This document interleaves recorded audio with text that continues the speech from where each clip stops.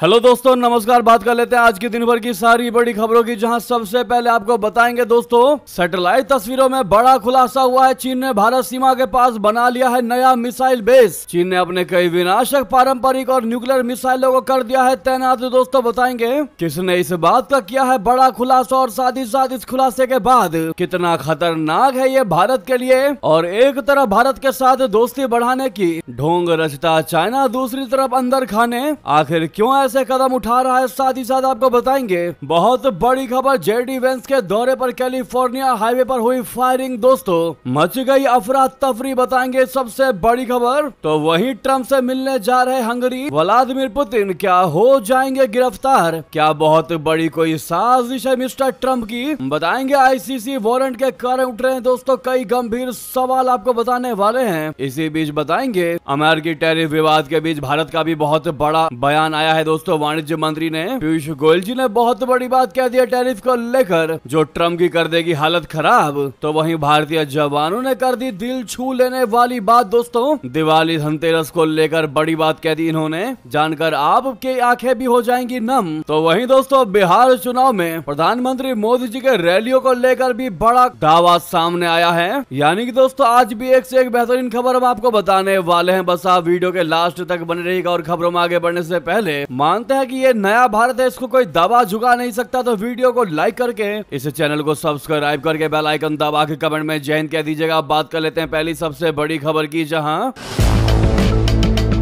Satellite तस्वीरों से खुलासा हुआ है कि चीन ने भारत की सीमा के पास नया मिसाइल बेस तैयार कर लिया है। इस नए बेस में चीन ने अपने कई विनाशक पारंपरिक और न्यूक्लियर मिसाइलों को तैनात किया है। ब्रिटिश अखबार द डिप्लोमेट ने सैटेलाइट तस्वीरों के हवाले से चीन के रॉकेट फोर्स के बारे में बहुत बड़ा खुलासा किया। अखबार ने लिखा है कि 2021 में गांजू में चीन के मिसाइल साइलो क्षेत्र की खोज के बाद से दुनिया पश्चिमी चीन में People's Liberation Army Rocket Force की स्थिति पर कड़ी नजर रख रही है। यूमैन और जिलान ताई में मिसाइल साइलो क्षेत्रों की खोज को एक्सपर्ट ने चीन के न्यूक्लियर डेटरेंट से जोड़ा है। दोस्तों साल 2024 में पेंटागन ने अनुमान लगाया था कि चीन 2030 तक 1000 परमाणु हथियार बना लेगा, जबकि बीजिंग उन हथियारों को लॉन्च करने के लिए नए प्रकार की मिसाइलों को विकसित करने पर काम कर रहा है। 3 सितंबर को अपनी सैन्य परेड में चीन ने अंतर महाद्वीपीय बैलिस्टिक मिसाइलों का प्रदर्शन किया था। अब द डिप्लोमेट ने सैटेलाइट इमेज और ओपन सोर्स विश्लेषण के हवाले से दावा किया है कि चीन की People's Liberation Army Rocket Force बोले तो पलार्फ ने तिब्बती पठार के पास छिंगहाई प्रांत के गोलमुंड क्षेत्र में नई मिसाइल फैसिलिटी विकसित की है। यह इलाका समुद्र तल से करीब 9000 फीट ऊंचाई पर स्थित है और लंबे समय से चीन की सैन्य लॉजिस्टिक्स के लिए महत्वपूर्ण सेंटर रहा है। सैटेलाइट इमेजों में अब यहाँ नई लॉन्चेस साइट्स और भंडारण ढांचे दिखाई दे रहे हैं। इससे संकेत क्लियर मिलता है कि चाइना इस क्षेत्र को एक बड़े मिसाइल ब्रिगेड के रूप में डेवलप कर रहा है। माना यह जा रहा है कि ये नई तैनाती भारत और ताइवान दोनों को ध्यान में रखते हुए की जा रही है। दोस्तों मेन चीज क्या है आपको बताते हैं। गोलमुंड में मिसाइल बेस बनाने का मतलब क्लियर है कि यहां से भारत को चीन चुनौती दे सकता है। DF-26 मिसाइल की रेंज ऐसी है कि वो छिंगहाई से भारत के लगभग सभी प्रमुख एयरबेस और लॉजिस्टिक्स केंद्रों को निशाना बना सकता है। दोस्तों चाहे वो लद्दाख में थोइस हो, उत्तराखंड का देहरादून हो, या फिर यहाँ तक कि अंडमान निकोबार क्षेत्र तक की सप्लाई चेन हो, इस मिसाइल की डबल कैपेसिटी यानी परमाणु और पारंपरिक दोनों प्रकार की क्षमता भारत की सामरिक प्रतिक्रिया को जटिल बना देती है। दोस्तों वाकई में ये बहुत बड़ी जानकारी थी और बहुत बड़ा कदम उठा रहा है दोस्तों चाइना। इसका कार्ड अवश्य भारत को निकालना पड़ेगा और भारत की मोदी सरकार को इस पर एक्शन लेना बहुत जरूरी पड़ जाएगा। दोस्तों अब देखना ये होता है कि इस पर भारत का क्या जवाब आता है। दोस्तों क्योंकि एक तरफ चाइना भारत के साथ रिश्ते सुधारने की बात कर रहा है, वहीं अंदर खाने वो अपनी हरकतों से बाज नहीं आ रहा। यही सबसे बड़ी बात है जो अपने भारत को समझनी होगी। दोस्तों चीन के इस दोहरी चाल पर आपकी क्या राय है बताना मत भूलिएगा। अगर आप भी मानते हैं कि चीन से रिश्ते अगर बढ़ाने हैं तो फूक फूक कर बढ़ाने पड़ेंगे, कदम भी फूक फूक कर रखना पड़ेगा। तो दोस्तों दो बातें आप लोग कमेंट में जरूर कहिएगा और साथ ही साथ वीडियो को लाइक करना मत भूलिएगा। और इस चीन की हरकत को, नापाक हरकत को और उसकी नापाक चाल सबको पता चले, इसके लिए इस वीडियो को शेयर करना मत भूलिएगा। जहां पर भी आपका ग्रुप्स हो अंत में शेयर कर दीजिएगा। फिलहाल दोस्तों लाइक और कमेंट कर दीजिएगा। नेक्स्ट खबर की बात करते हैं, जहां जेडी वेंस के दौरे पर कैलिफोर्निया हाईवे पर हुई बड़ी फायरिंग दोस्तों, जिससे गवर्नर हुए नाराज। कह दिया ये हरकत जनता की सुरक्षा के साथ है खिलवाड़। जी हां, उपराष्ट्रपति जेडी वेंस की उपस्थिति में शनिवार को दक्षिणी कैलिफोर्निया के एक प्रमुख हाईवे पर सैन्य प्रदर्शन के दौरान तोपे दागने पर गवर्नर गेविन न्यूसॉम ने कड़ी आपत्ति जताई। उन्होंने कह दिया कि सुरक्षा चिंताओं के कारण उन्हें इंटर स्टेट हाईवे का 27 किलोमीटर का हिस्सा बंद करना पड़ा। डेमोक्रेटिक गवर्नर ने बयान में कहा कि राष्ट्रपति जन सुरक्षा की अनदेखी में जिम्मेदारी से ज्यादा अपने अहंकार को तरजीह दे रहे हैं। एक व्यस्त हाईवे पर तोपे दागना न सिर्फ गलत है बल्कि खतरनाक भी है। इस दौरान वेंस और कैंप पेंडलटन ने अमेरिकी मरीन अधिकारियों ने कहा है कि तोप खाने के अभ्यास में कुछ भी असुरक्षित नहीं था और इंटर स्टेट 5 पर यातायात को बाधित करने की कोई आवश्यकता नहीं थी, जो सैन डिएगो और लॉस एंजल्स के बीच प्रशांत तट पर मुख्य राजमार्ग है। राज्य परिवहन विभाग के प्रवक्ता मैट रोक्को ने बताया कि व्हाइट हाउस द्वारा निर्देशित इस सैन्य आयोजन के चलते हमें जनता की सुरक्षा के लिए हाईवे बंद करना पड़ा, क्योंकि गोले हाईवे के ऊपर से दागे जा रहे थे। साथ ही उन्होंने कहा कि शुक्रवार को फायरिंग के पूर्वाभ्यास के बाद आयोजकों ने अनुरोध किया कि हाईवे पर ऊपर से फायरिंग जारी है कि चेतावनी वाले संकेत लगाए जाएं। वहीं सबसे बड़ी और अहम जानकारी आपको बता दें, जहां पर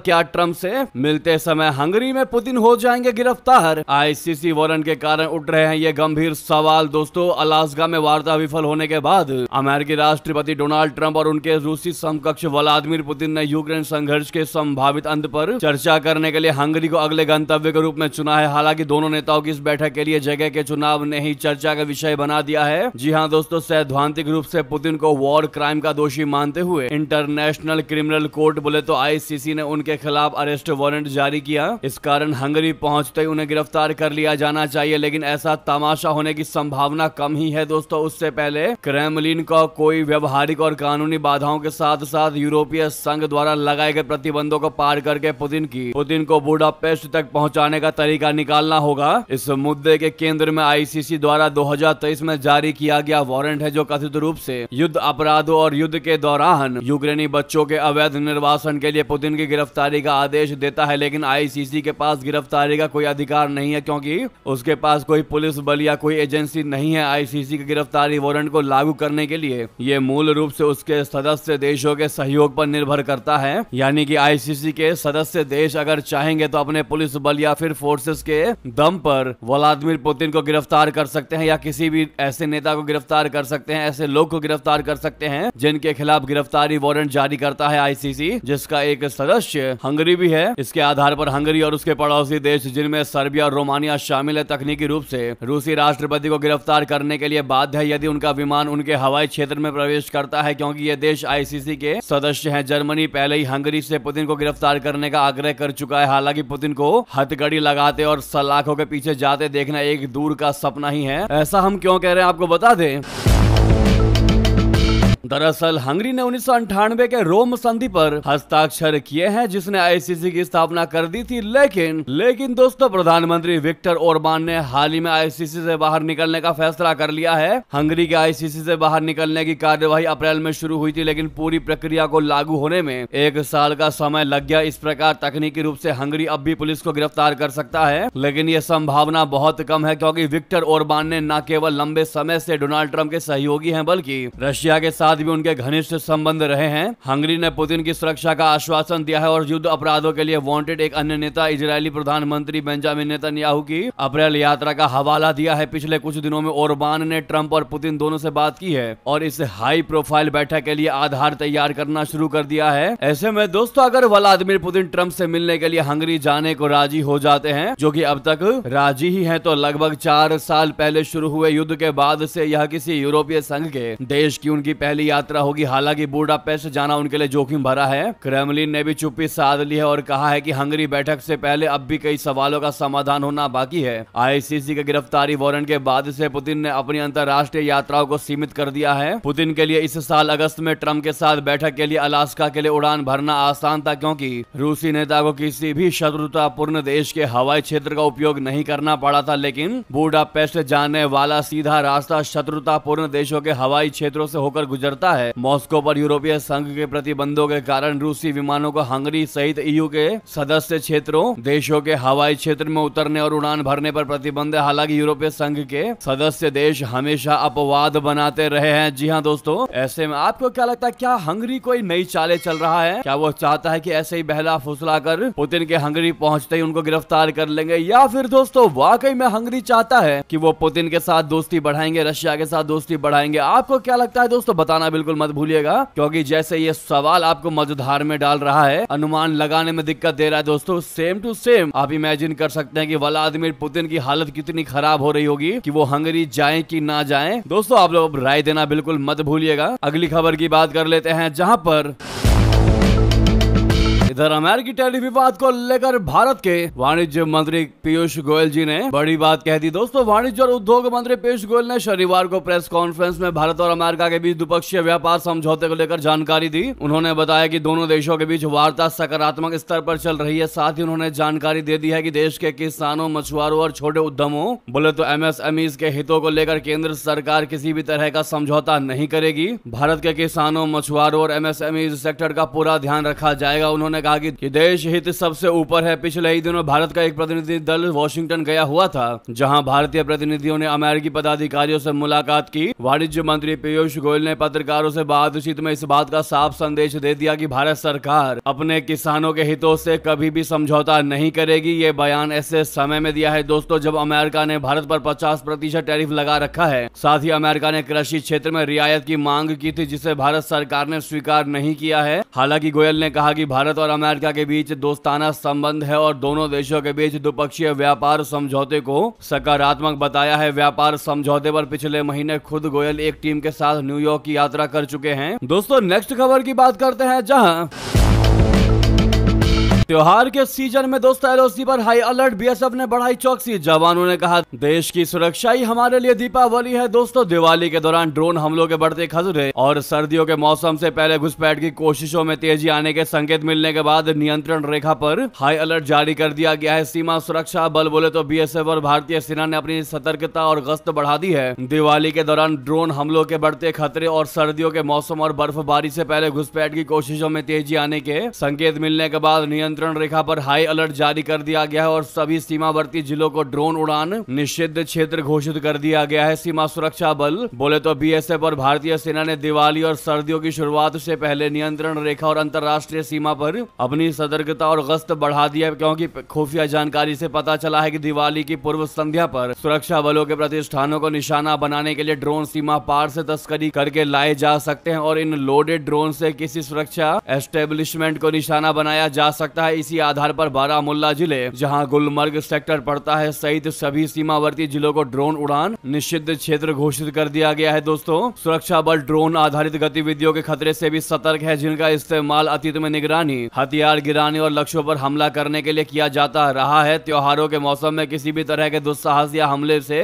उत्सव में खलल डालने से रोकने के लिए विशेष रूप से सुरक्षा कड़ी कर दी गई है। वहीं एक सैनिक मणिक लाल ने कहा कि हम 24 घंटे गश्त कर रहे हैं। एक पार्टी जाती है तो दूसरी मोर्चा संभाल लेती है। इस तरह हम 24 घंटे गश्त करते रहते हैं। जब भी हमें घुसपैठ की सूचना मिलती है हम 24 घंटे तैयार रहते हैं। हम किसी भी ड्रोन हमले के लिए तैयार हैं। हमें ऐसे संदेश बार बार मिलते रहते हैं और जब होली, दिवाली जैसे त्योहारों का मौसम होता है तो सतर्कता और बढ़ा दी जाती है। वहीं दोस्तों इन्होंने ऐसा बयान दिया जिसने पूरे भारतवासियों को इमोशनल कर सकता है। दोस्तों उन्होंने कहा कि मैं सभी देशवासियों को दीपावली की शुभकामनाएं देता हूं और संदेश देता हूं कि आप लोग दिवाली अच्छे से मनाएं, क्योंकि हम आपकी रक्षा के लिए तत्पर खड़े हैं, बॉर्डर पर खड़े हैं। हम देश की रक्षा के लिए खड़े हैं और हमारे लिए देश की रक्षा ही सबसे बड़ी दिवाली है। वाकई में दोस्तों इन्होंने ये बातें कहकर बहुत बड़ी बात कह दी है। आपकी क्या राय है दोस्तों दिवाली के अवसर पर अपने भारतीय जवानों को लेकर? लेकिन उनको हैप्पी दीपावली इंडियन आर्मी जरूर कहिएगा आप लोग, क्योंकि हम तो अपने घरों में फैमिली के साथ दोस्तों दीपावली एंजॉय कर सकते हैं, लेकिन अपने भारतीय जवान त्योहारों के मौसम में उनको और भी ज्यादा सतर्कता से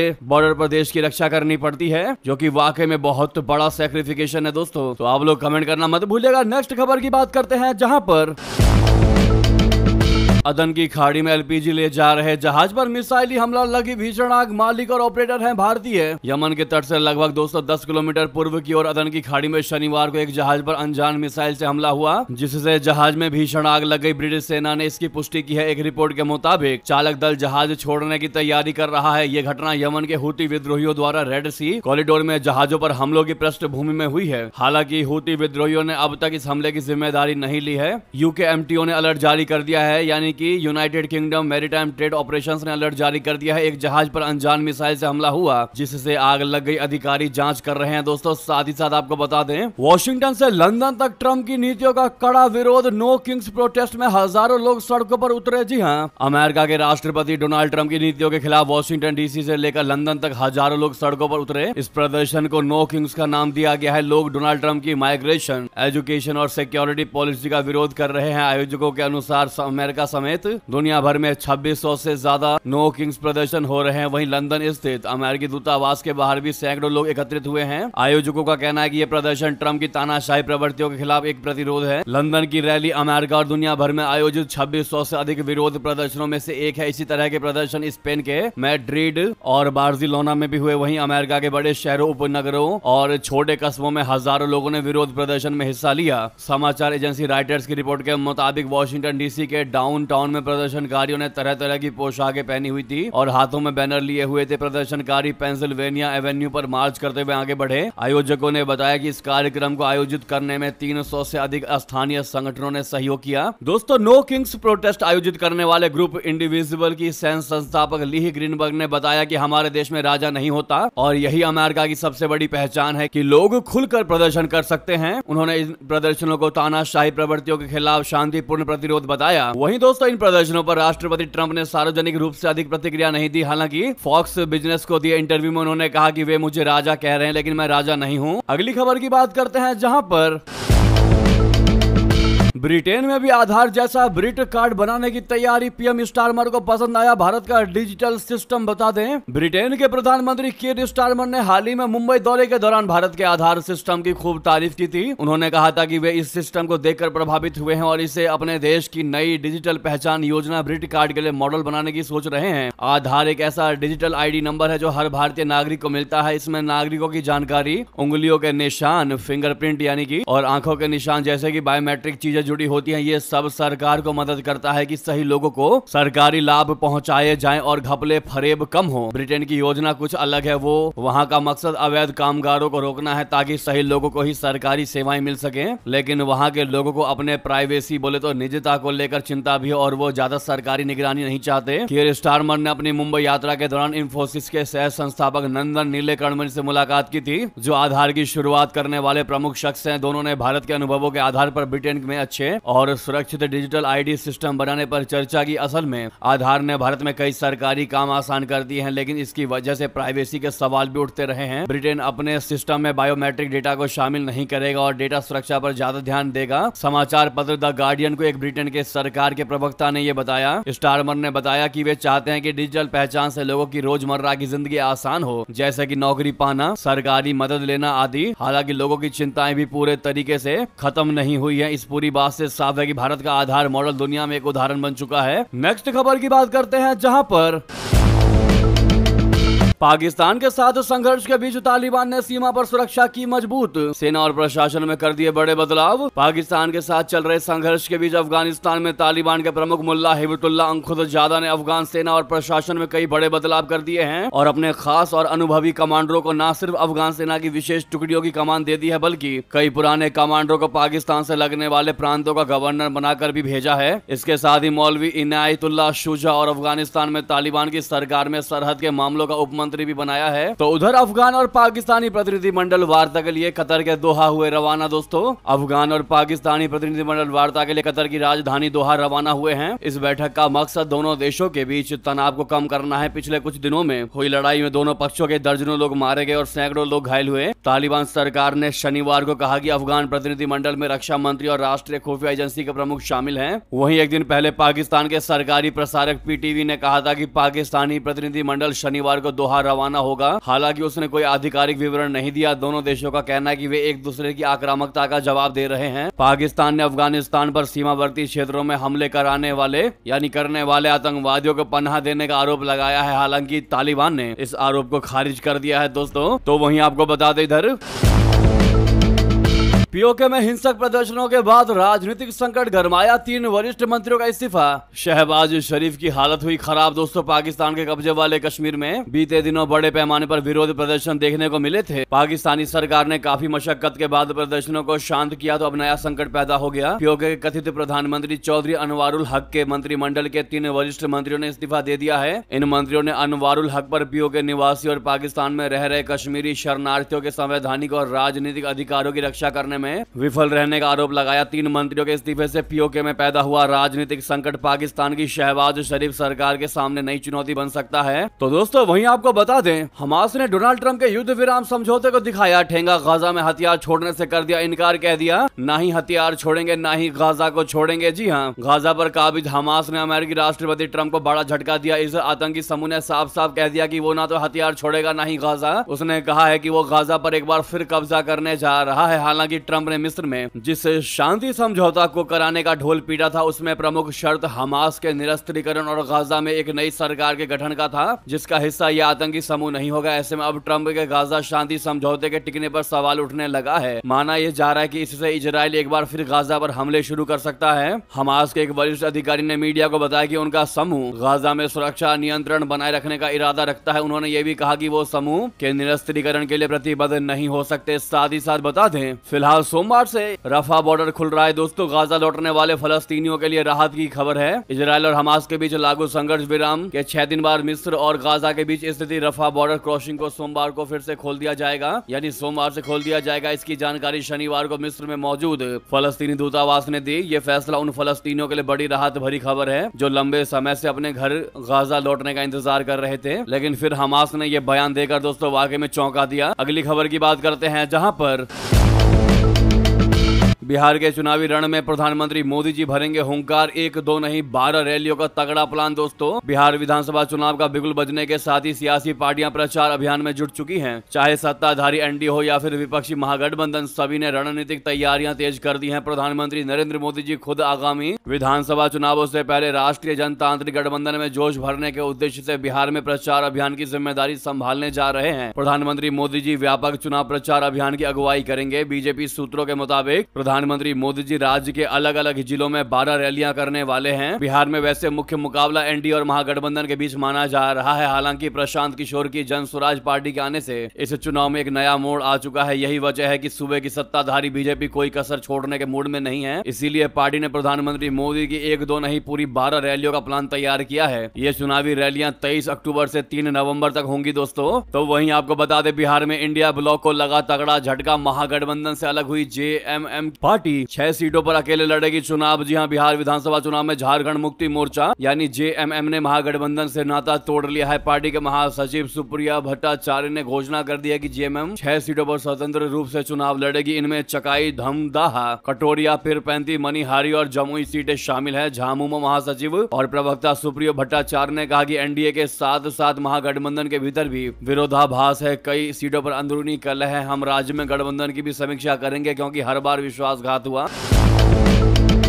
तो वहीं दोस्तों, दिए मोमबत्ती पर खर्चा क्यों करना, दरअसल क्रिसमस से सीखो उनके रिचुअल से। जी हां, अयोध्या दीपोत्सव पर अखिलेश यादव के इस बयान ने मचा दिया बवाल, हाहाकार। जी हां, रामनगरी अयोध्या में भव्य दीपोत्सव समारोह से पहले समाजवादी पार्टी प्रमुख अखिलेश यादव ने शनिवार को दिए और मोमबत्तियां जलाने को लेकर एक ऐसा बयान दे दिया जिस पर विवाद खड़ा हो गया। भाजपा ने अखिलेश यादव की इस टिप्पणी पर तुरंत प्रतिक्रिया दी और कहा कि समाजवादी पार्टी का राम मंदिर आंदोलन का विरोध करने और हिंदू विरोधी बातें फैलाने का इतिहास रहा है। दरअसल दोस्तों, लखनऊ में समाजवादी पार्टी मुख्यालय में एक प्रेस कॉन्फ्रेंस के दौरान मीडिया कर्मी ने अखिलेश यादव से कहा कि अयोध्या दीपोत्सव में इस बार दिए की जगह मोमबत्ती जलाई जाएगी और उसकी संख्या भी घट गई है। इस पर आप क्या कहना चाहेंगे? सभा प्रमुख ने इस सवाल पर प्रतिक्रिया देते हुए कहा कि मैं कोई सुझाव नहीं देना चाहता, लेकिन भगवान राम के नाम पर एक सुझाव जरूर देना चाहता हूं। उन्होंने आगे कहा कि पूरी दुनिया में क्रिसमस के दौरान सभी शहर जगमगा उठते हैं और ये सिलसिला महीनों तक चलता है। हमें उनसे सीखना चाहिए। हमें दिए और मोमबत्तियों पर क्यों खर्च करना और इतना क्यों दिमाग लगाना? हम इस प्रकार से क्या उम्मीद कर सकते हैं? इसे हटा देना चाहिए। हमारी सरकार आएगी तो बहुत सुंदर रोशनी कराएंगे हम लोग। भाजपा के राष्ट्रीय प्रवक्ता शहजाद पूनावाला ने अखिलेश यादव की इस टिप्पणी पर कड़ी प्रतिक्रिया दे दी। उन्होंने कहा कि राम मंदिर आंदोलन का विरोध करने, अयोध्या को वर्षों तक अंधेरे में रखने और यहाँ तक कि राम भक्तों पर गोलियां चलवाने पर गर्व महसूस करने वाली पार्टी अब दीपोत्सव के लिए शहर की सजावट का विरोध कर रही है। जब उन्होंने सैफई में जश्न मनाया जिससे आम लोगों को कोई फायदा नहीं हुआ तो उन्हें गर्व महसूस हुआ, लेकिन अयोध्या में जहां हजारों छोटे मोटे दुकानदार रोजी रोटी कमा रहे हैं, कुछ लोग असंतोष जाहिर कर रहे हैं। जी हाँ दोस्तों, अखिलेश यादव के इस बयान पर आपकी क्या राय है बताना मत भूलिएगा। आपको बता दें दीपोत्सव से पहले रामनगरी में रिकॉर्ड बनना शुरू हो चुका है दोस्तों। सरयू आरती में 21,000 लोग शामिल हुए। वहीं गिनीज टीम आज करने वाली है बहुत बड़ा ऐलान। आज दीपोत्सव का आयोजन किया जाएगा। इस आयोजन में रिकॉर्ड 29 लाख दिए जलाए जाएंगे। एक नया रिकॉर्ड होगा। 9वें दीपोत्सव पर 26,11,101 दिए जलाकर नया विश्व रिकॉर्ड बनाने के लिए राम की पैड़ी तैयार है।